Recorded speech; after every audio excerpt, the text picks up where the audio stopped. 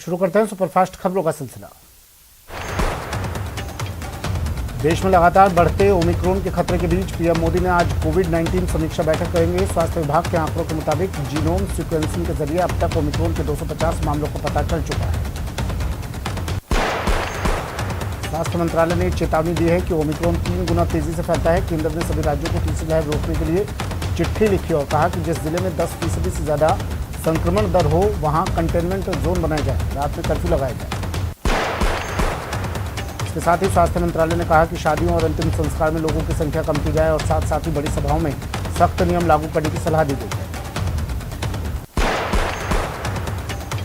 दिल्ली में ओमिक्रॉन के सबसे ज्यादा 57 मामले सामने आए हैं, जबकि महाराष्ट्र में 54, तेलंगाना में 24, कर्नाटक में 19, राजस्थान में 18, केरल में 15 और गुजरात में 14 मामले ओमिक्रॉन के दर्ज किए गए हैं। अब तक देश के 15 राज्यों में ओमिक्रॉन के मामले सामने आ चुके हैं। भारत में पिछले 24 घंटों में कोरोना वायरस के 7,495 नए मामले आए, वहीं 6,960 रिकवरी हुई और 434 लोगों की कोरोना से मौत हुई। तमिलनाडु में ओमिक्रॉन के 33 नए मामले सामने आए। कोरोना वायरस पॉजिटिव के इन सभी लोगों को नमूने जीनोम सीक्वेंसिंग के लिए भेजे गए थे, जिसके बाद जांच में इन सभी में ओमिक्रॉन के मामले पाए गए। ब्रिटेन में बीते 24 घंटे में कोरोना वायरस के 1,06,122 नए मामले दर्ज किए गए। पहली बार आंकड़ा 1 लाख से ज्यादा दर्ज किया गया। प्रधानमंत्री नरेंद्र मोदी आज अपने संसदीय क्षेत्र वाराणसी में कई विकास परियोजनाओं की शुरुआत करेंगे। खबरों के मुताबिक पीएम मोदी आज दोपहर 1 बजे अपने संसदीय क्षेत्र वाराणसी पहुंचेंगे और करीब 2100 करोड़ रुपए की लागत वाली 22 विकास परियोजनाओं का उद्घाटन और शिलान्यास करेंगे। कांग्रेस अयोध्या में बन रहे मंदिर के चंदे में कथित लूट का आज खुलासा करेगी। इससे पहले कांग्रेस ने दावा किया कि बीजेपी के कई नेताओं और उत्तर प्रदेश शासन के कुछ अधिकारियों ने अयोध्या में निर्माणाधीन राम मंदिर के आसपास की जमीनों को औने पौने दाम पर खरीदा है और जमीन की लूट साल 2019 में सुप्रीम कोर्ट का फैसला आने के बाद की गई। प्रियंका गांधी के बच्चों के इंस्टाग्राम अकाउंट हैक किए जाने के आरोपों को जांच एजेंसी ने खारिज कर दिया। Indian computer emergency response team ने शुरुआती जांच के बाद कहा है कि इंस्टाग्राम अकाउंट हैक नहीं किए गए। कांग्रेस के वरिष्ठ नेता और सांसद शशि थरूर ने अजीबोगरीब बयान दिया। उन्होंने सदन की कार्रवाई में व्यवधान नहीं डालने की वकालत करते हुए कहा कि कुछ हद तक विपक्ष खुद के हाशिए पर जाने के लिए स्वयं जिम्मेदार है।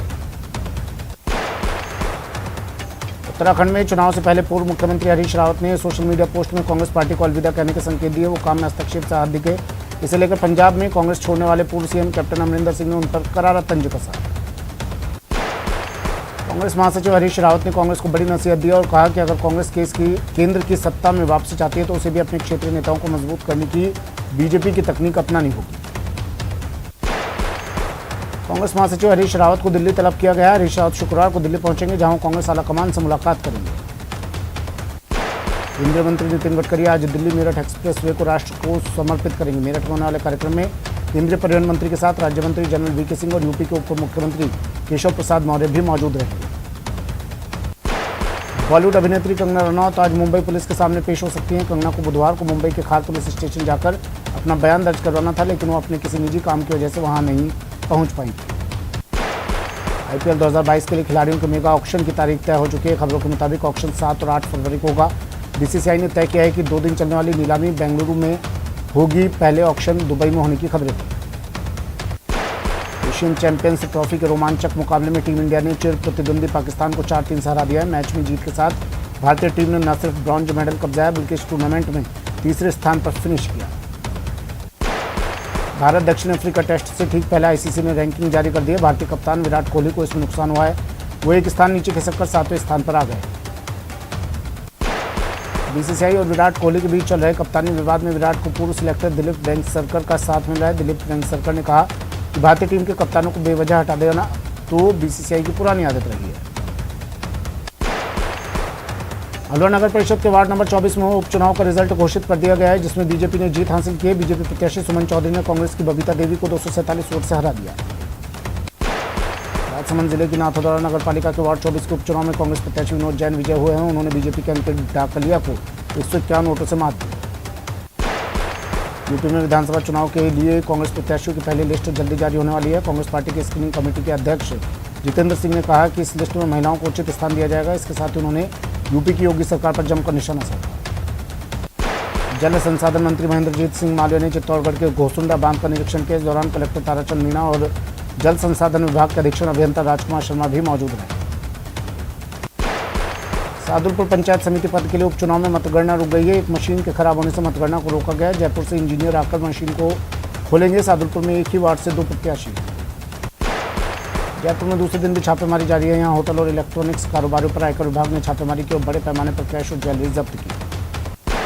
जयपुर में कैदी को गोली मारने का लाइव वीडियो सामने आया। घटना 18 दिसंबर की है, जब जिले के रातानाड़ा में अपराधियों ने पुलिस कस्टडी में ही एक कैदी की गोली मारकर हत्या कर दी।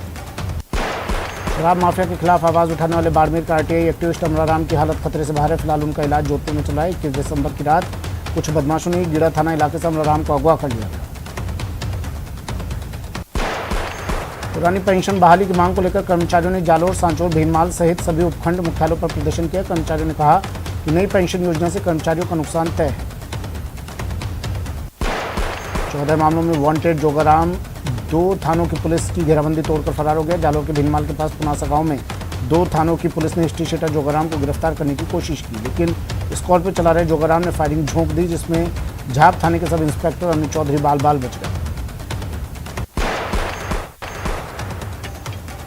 कोटा की रामगंज मंडी थाना पुलिस ने बाइक चोर गिरोह का पर्दाफाश कर 4 आरोपियों को गिरफ्तार किया है। आरोपियों के कब्जे से पुलिस ने चोरी की 13 मोटरसाइकिलें भी बरामद की हैं।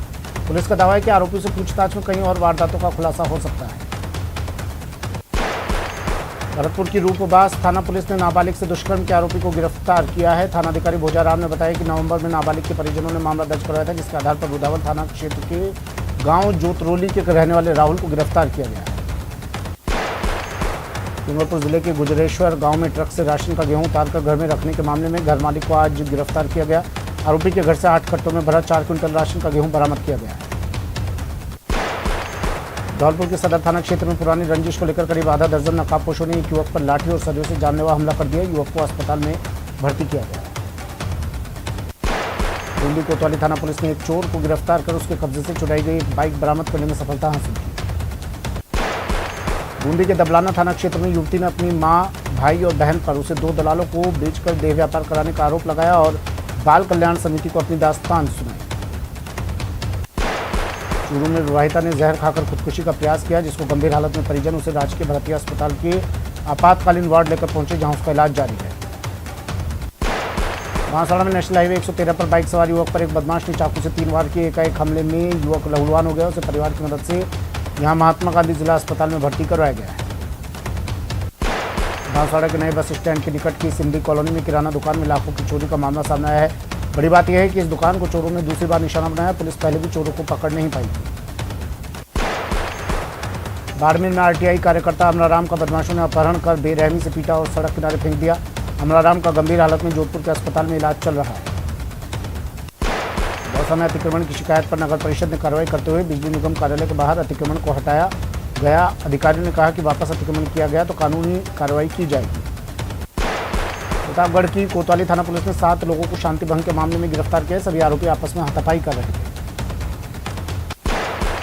कोटपुतली में सड़क किनारे से अतिक्रमण हटाने के लिए प्रशासन ने कार्रवाई शुरू कर दी है। नगर पालिका अधिशासी अधिकारी फतेह सिंह पालिका कर्मियों के साथ सड़क पर उतरे और सीमा ज्ञान किया। मां की डांट से नाराज 15 साल की नाबालिग लड़की बिहार से कोटा पहुंच गई। बच्ची को बाल कल्याण समिति के बालिका गृह में अस्थायी आश्रय दिया गया है। बूंदी में सदर थाना क्षेत्र में एक कलयुगी बेटे ने पत्नी के साथ मिलकर अपनी मां पर चाकू, दातरी और लोहे की पाइप से जानलेवा हमला कर उसे घायल कर दिया। बुजुर्ग महिला को अस्पताल में भर्ती करवाया गया है। कोटा के जेकिलॉन अस्पताल में मरीजों के साथ आए तीमारदारों को अस्पताल के बाहर ठेका स्टैंड कर्मचारियों की दादागिरी झेलनी पड़ती है। ठेका कर्मियों की दादागिरी का वीडियो सामने आया है। वीडियो में ठेका कर्मी शराब के नशे में मरीज के साथ आए तीमारदार के साथ मारपीट की। टोंक शहर के आदर्श नगर में गंदगी और गंदे पानी के भराव से लोग कई सालों से परेशान हैं। लोग नगर परिषद आयुक्त, सभापति से लेकर सफाई कर्मचारियों से शिकायत कर चुके हैं, लेकिन समस्या का समाधान नहीं हुआ। भरतपुर में एक बाइक सवार युवक की सड़क के किनारे खड़े ट्रैक्टर से टक्कर हो गई। हादसे में बाइक सवार युवक की मौके पर ही मौत हो गई। ट्रैक्टर चालक मौके से फरार, जांच में जुटी पुलिस। बांसवाड़ा में एमजी अस्पताल में कोरोना वॉरियर्स को समय पर वेतन नहीं मिलने और 3 साल से वेतन में बढ़ोतरी नहीं होने के कारण परेशान कर्मचारियों ने कलेक्टर को ज्ञापन सौंपा। चूरू में कलेक्ट्रेट के सामने अखिल राजस्थान राज्य कर्मचारी संयुक्त महासंघ की ओर से कर्मचारियों ने नई पेंशन योजना की प्रतियां जलाकर प्रदर्शन किया। बीकानेर में गौ ग्राम सेवा संघ राजस्थान की ओर से सरकार द्वारा गोचर भूमि पर आवासीय पट्टा देने के विरोध में जिला कलेक्ट्रेट पर प्रदर्शन कर सीएम के नाम ज्ञापन सौंपा गया। जयपुर में वेतन कटौती पुनर्ग्रहण की मांग को लेकर राजस्थान वाटर वर्क्स कर्मचारी संघ ने हाईकोर्ट के आदेश का स्वागत किया।